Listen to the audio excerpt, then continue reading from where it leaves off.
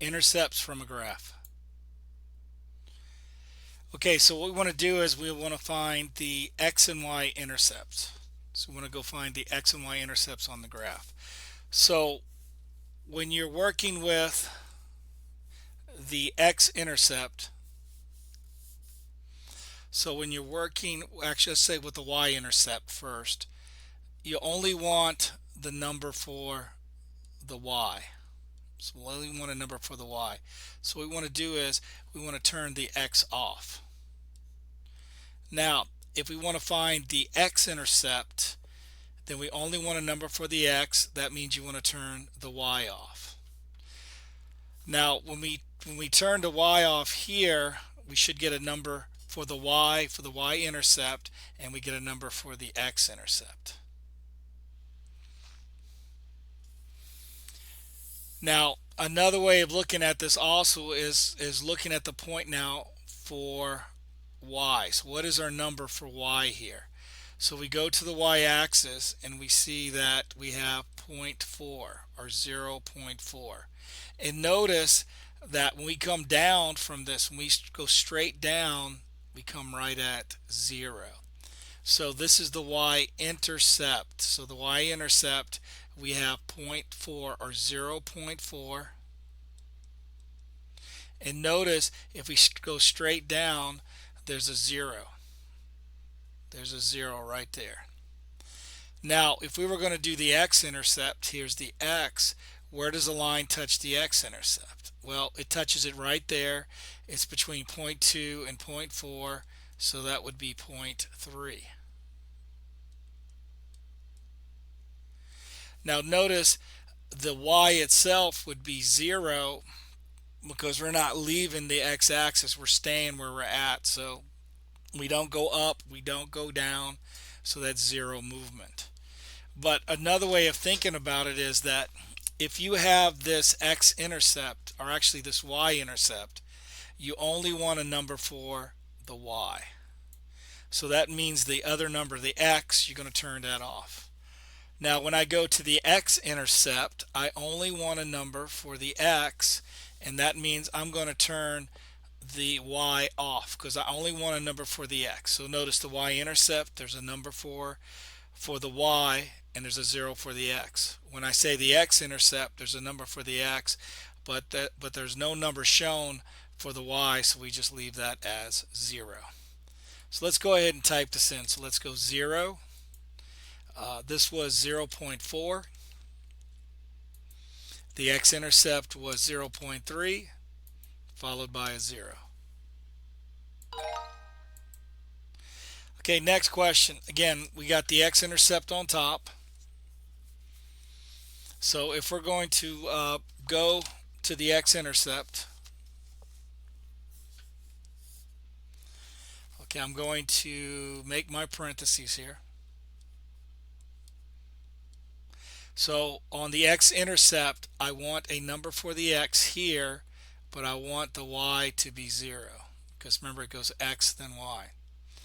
When I go to the y-intercept, I want a number for the y, but I want the other x, since it's not being mentioned, to become 0. So if I go to the graph, this is my y. Where does it touch the y? Well, it touches between 10 and 20. So 10 and 20, what's between 10 and 20 is 15. Now, if you had a hard time with this, you could just take 10 plus 20, add them up and get 30, divide 30 by 2, and that will also give you 15. So the point between 10 and 20 is 15. Now, if I was to drop straight down, I would go down to the x-axis at 0. So right here on the y-intercept, we're going 0 on the x, and we're going to go 15 on the y, because you can see that it clearly goes through 15. Now on the bottom here on the x, it's going right at negative 40. So right here we're going to go negative 40. And we're not moving up or down on the y, we're staying exactly where we're at. So we're staying, keeping the point exactly where it's at. So there's no movement. But again, you can use the other rule that I was telling you about, is that if you got the x-intercept that means the y is not mentioned, the y is turned off. If I say the y-intercept, I'm not talking about the x, so the x is turned off. So let's go and put the numbers in. So we're going to say negative 40 followed by 0, because again, we only want a number for the x-intercept. The y-intercept, we're going to put down a 0, and then we're going to go 15. So let's check this. Okay, next question. Again, we're going up to the top here. This is our y-intercept. This will be our x-intercept. Call that x, call that y. If I'm working with the y-intercept, I want the x to be 0. I'm going to put a number in for the y. If I want an x-intercept, I'm going to put a number in for the x, which is the first position, but I'm going to turn the other letter off and make that 0. So now what I'll do is I'll look at my graph, come down here. So if I have like 60 cents, and this is a negative, and I had negative 80 cents here, well, what's between them is a negative 70 cents. So let's see, the y here would be negative 0.70. And again, if I followed this back up, I would strike it at 0 when I reach the x-axis there. Now we go to the other side on the x. So this is the x. This is on the left side, so it's going right through. This is a negative 1.2. So it's a negative 1.2. So let's go ahead and type this in. So we're going to type in 0. Let's go negative. Let's call it a 0.70. Let's go negative 1.2 followed by a 0. So the y-intercept, we're not talking about the x, so the x becomes 0. We only have a number for the y. When we do the x-intercept, we're only going to have a number for the x. So whatever they mention, whatever they talk about, that's what you're going to have a number. But the other one, in this case here, the y is not mentioned, so that becomes 0. Okay, determine the intercept. So again, they give us the line. So let's go ahead and make our points. X and then y. Okay, we're doing the y-intercept, so we know the x is 0, and we'll get a number for the y. Okay, we're doing the x-intercept. We know we're going to get a number for the x, but we know that the y itself is going to be 0. So here's the y-intercept. It's touching here. Now, again, if you have, it's counting actually by 50s here. So you're going 50, 100, 250, 300. So actually between the 50 would be 25. So this would actually be 275.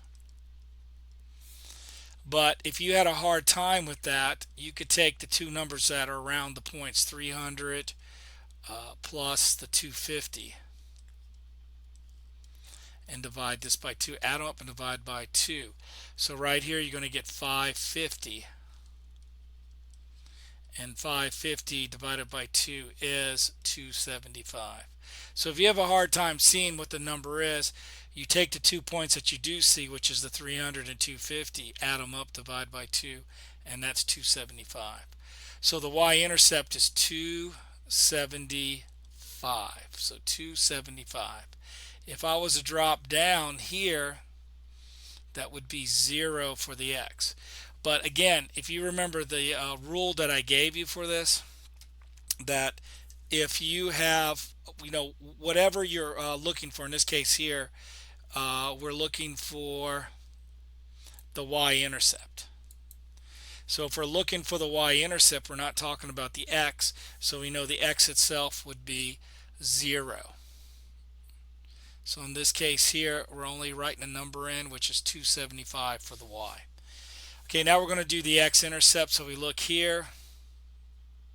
We see it touches between 100 and 150. Well, that's 125. If you have a hard time seeing that, take 100 plus 50 and to divide by 2. So this is 250 over 2, or 125. So right here my x is 125. Now again, with the x-intercept, I should only have a number for the x. I'm not talking about the y, so the y itself becomes 0. So let's go ahead and put our answer in. So we're going to type in a 0, then we're going to type in 275, so 275. Okay, now for the x-intercept, we're going to put down the 125. We're not talking about the y, so the y is 0. So let's go and check this.